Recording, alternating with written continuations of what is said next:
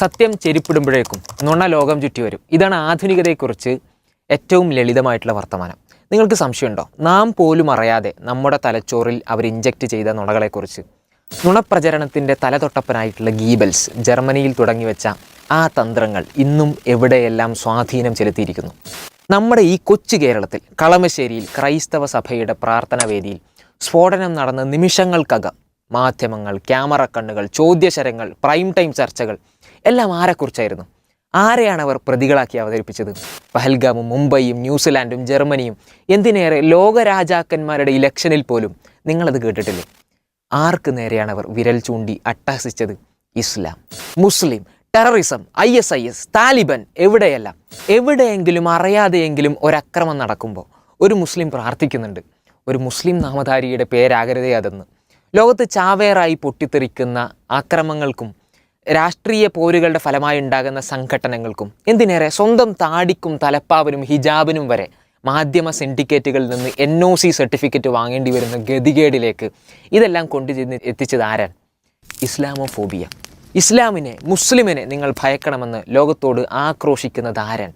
ലോകത്തെവിടെയോ നടക്കുന്ന ആക്രമങ്ങൾക്ക് താൻ ഉത്തരം പറയേണ്ടി വരും എന്ന അരക്ഷിതാവസ്ഥയിലേക്ക് മുസ്ലിങ്ങളെ തള്ളിവിട്ടത് ആരാൻ? ഇല്ല, അത് പൊടുന്നനെ ഉണ്ടാകുന്ന ഒരു പ്രഖ്യാപനമല്ല, ഏതോ ഒരു കാലത്തുണ്ടായ പ്രതിഭാസവുമല്ല. കാലങ്ങളായി അവർ തങ്ങളുടെ അജണ്ടകൾക്ക് വേണ്ടി നടപ്പിലാക്കാൻ ശ്രമിച്ചു കൂട്ടിയ നുണകളുടെ പേരാണത്. ചിലത് നാം അറിയണം. നാം കാണുന്ന കാഴ്ചകളുടെ പിന്നാമ്പുറങ്ങൾ, മുഖം മൂടി ധരിക്കാത്ത ചില യാഥാർത്ഥ്യങ്ങൾ, വ്യത്യസ്ത ഇസങ്ങൾ, മതങ്ങൾ, ആശയധാരകൾ. അതിവേഗം ഭിന്നിക്കുകയാണ് ലോകം.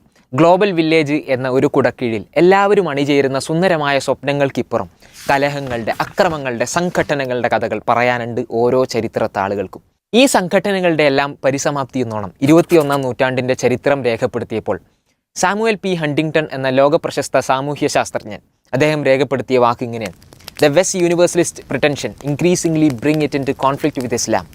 പാശ്ചാത്യ ലോകത്തു നിന്ന് മാത്രമല്ല, ഒളിഞ്ഞും തെളിഞ്ഞും ഓൺലൈൻ യുഗത്തിൽ ജനഹൃദയങ്ങളിൽ ഭീതിയുടെ, അരക്ഷിതമായ സാമൂഹ്യ ചുറ്റുപാടുകളുടെ വേരുറപ്പിക്കാൻ അവർക്ക് സാധിക്കുന്നുണ്ട്.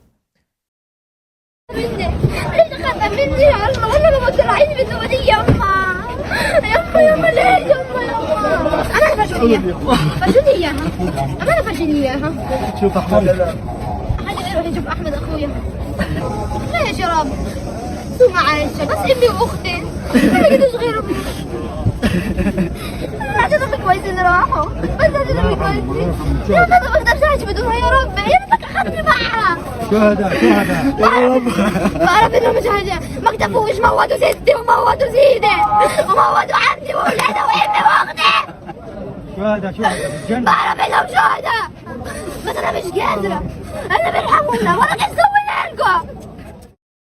ഈ കാഴ്ച നമ്മുടെ കണ്ണുകളെ ഇരുട്ടിലാഴ്ത്തുന്നുണ്ട്, മനസ്സുകളെ മരവിപ്പിക്കുന്നുണ്ട്.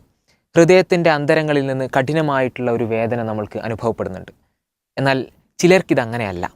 എവിടെയോ ഒരു മുസ്ലിം നാമധാരി തോക്കെടുക്കുന്നത് കാത്തിരിക്കുന്ന ഇവർക്കാർക്കും തോക്കിന് മുന്നിൽ പിടഞ്ഞു വീഴുന്ന ആ മുസ്ലിം പേരുകൾ ചർച്ചാ വിഷയമാവുകയില്ല. നിങ്ങൾക്കറിയണോ അതിൻ്റെ കാരണം? അതിൻ്റെ പേരാണ് ഇസ്ലാമോഫോബിയ. എന്നിട്ട് അവരെന്ത് നേടുന്നു എന്നുള്ളതാണ് ഒരുപക്ഷെ നമ്മുടെ സംശയം.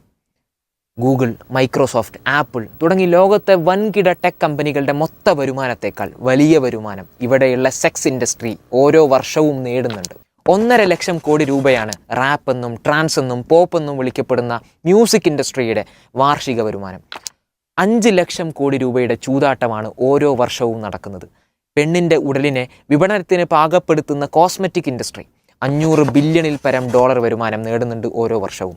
ഒട്ടും കുറവല്ലാത്ത വരുമാനം ഇന്ന് നാം ചർച്ച ചെയ്തുകൊണ്ടിരിക്കുന്ന ലഹരി വിപണനവും നേടുന്നുണ്ട് എന്നുള്ളതാണ് സത്യം. നിങ്ങൾ സംശയിച്ചില്ലേ, ഇത്രയേറെ പ്രതിരോധങ്ങളും ക്യാമ്പയിനുകളും സംഘടിതമായ പ്രവർത്തനങ്ങളൊക്കെ ചെയ്തിട്ടും എന്തുകൊണ്ടാണ് ലഹരി ഒതുങ്ങാത്തത് എന്ന്? മനുഷ്യജീവിതത്തെ കേവല പദാർത്ഥം മാത്രമാണെന്ന് വിശദീകരിക്കുന്ന ഇത്തരക്കാർക്കെല്ലാം ഇവിടം അഴിഞ്ഞാടാനും അതിർവരമ്പുകളില്ലാതെ ആസ്വദിക്കുവാനുമുള്ള ലോകമാണ്.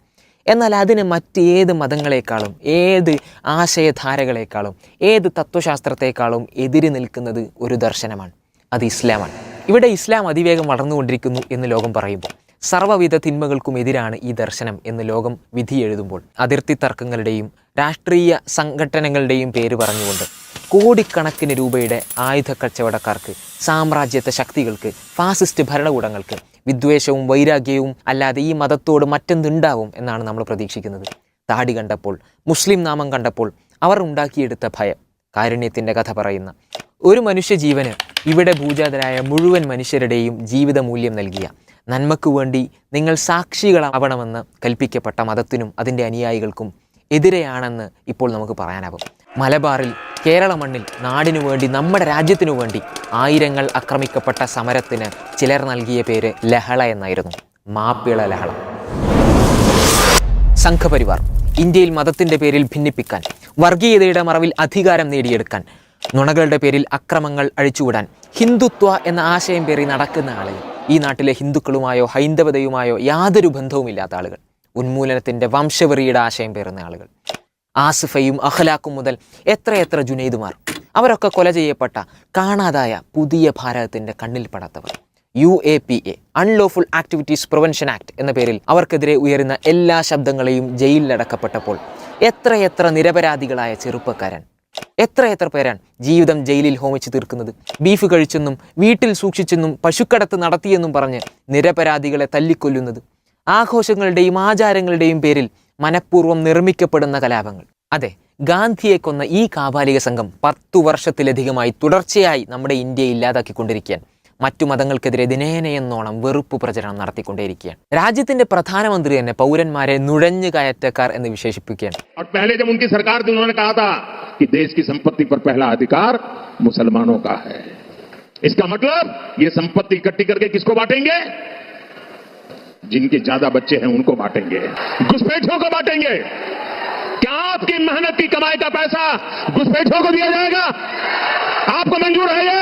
അവരുടെ പൗരത്വം തെളിയിക്കാനുള്ള ബാധ്യത നൽകി അവരെ പുറത്താക്കാൻ, നമ്മെ നാട് കടത്താനുള്ള വൃഥാശ്രമങ്ങൾ അവർ തുറന്നുകൊണ്ടേയിരിക്കുകയാണ്. സിറ്റിസൺഷിപ്പ് അമെൻമെൻറ്റ് ആക്ട് എന്ന പേരിൽ സ്വന്തം അടിയാധാരങ്ങൾ തിരയിക്കാൻ ലക്ഷ്യമിട്ടത് നാസി ജർമ്മനിയിലെ കൂട്ടപ്പലായനത്തെ അവർ ഇന്ത്യയിലും സ്വപ്നം കണ്ടിട്ട് തന്നെയാണ്. ഗോൾവാൾക്കർ സംഘപരിവാറിന്റെ ബുദ്ധികേന്ദ്രം 1939 we or our nationhood defined എന്ന പുസ്തകത്തിൽ രേഖപ്പെടുത്തിയത് ഇങ്ങനെ: the foreign races in Hindustan must either adopt the Hindu culture and language, must learn to respect and hold in reverence Hindu religion, must entertain no idea but those of the glorification of Hindu race and culture, that is, of Hindu nation, and must lose their separate existence to merge in the Hindu race, or may stay in the country wholly subordinated to the Hindu nation, claiming nothing, deserving no privileges, far less any preferential treatment, not even citizens' rights. ഇത് തന്നെയാണ് അവർ തുടരുന്നത്. ബാബരിയിലൂടെ, സംഭലിലൂടെ, നൂഹിലൂടെ, അവിടെയും അവസാനിക്കുന്നില്ല. മുസ്ലിം സ്ത്രീയുടെ രക്ഷക്കെന്ന വ്യാജേന കണ്ണുനീര് ഒഴുക്കിയ പ്രധാനമന്ത്രിക്ക് മുത്തലാഖ് ആയിരുന്നില്ല ലക്ഷ്യം, മുസ്ലിം വ്യക്തി നിയമങ്ങളായിരുന്നു.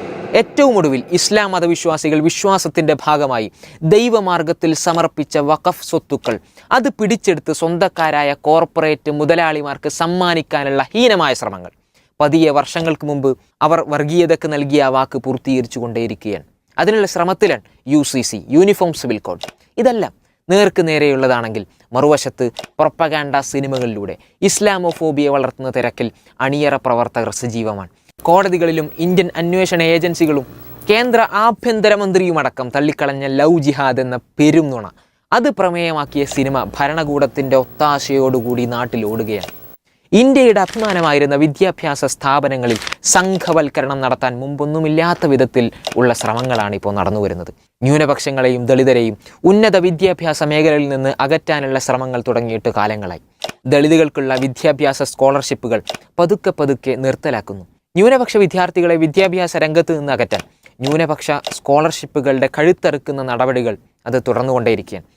അടിച്ചമർത്തപ്പെട്ട സമൂഹങ്ങളെ, അധസ്ഥിതരായ സമൂഹങ്ങളെ മതിയായ പ്രാതിനിധ്യം കൊടുത്ത് ഉയർത്തിയെടുക്കാനുള്ള സംവരണം എന്ന ഭരണഘടനയുടെ പ്രധാന സ്തംഭത്തിൻ്റെ അടിവേരറക്കുന്ന സാമ്പത്തിക സംവരണം കൊണ്ടുവരുന്നത് മറ്റെന്തിനാണ്?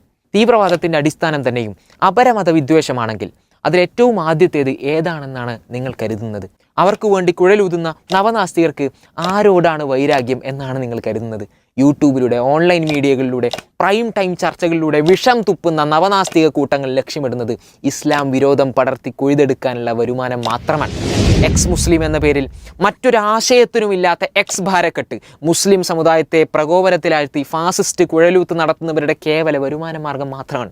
നൂറ്റാണ്ടുകൾ നീണ്ടുനിന്ന കുരിശു യുദ്ധത്തിന് നേതൃത്വം നൽകിയ സ്പെയിനിൽ ശുദ്ധീകരണം പ്രഖ്യാപിച്ച് തങ്ങളുടെ വിശ്വാസത്തിനെതിരെ പറഞ്ഞിട്ടുണ്ട് എന്നതിൻ്റെ പേരിൽ മാത്രം നിരവധി ശാസ്ത്രജ്ഞന്മാരെ ചുട്ടുകരിച്ച ക്രിസ്ത്യൻ ഭീകരവാദം എന്ന് കേൾക്കുമ്പോൾ നമ്മുടെ മനസ്സിലേക്ക് കടന്നു വരാത്തത് അതുകൊണ്ടാണ് ലക്ഷക്കണക്കിന് മനുഷ്യരെ കൊന്നുകൂട്ടിയ ചെങ്കിസ് ഖാനും ലോകമഹായുദ്ധങ്ങളുടെ ആസൂത്രകരും ഹിരോഷിമയിലും നാഗസാക്കിയിലും വിയറ്റ്നാമിലും ഫലസ്തീനിലും ഇറാഖിലും സിറിയയിലും മണിപ്പൂരിലും കാശ്മീരിലും ഗുജറാത്തിലും മുസഫർ നഗറിലും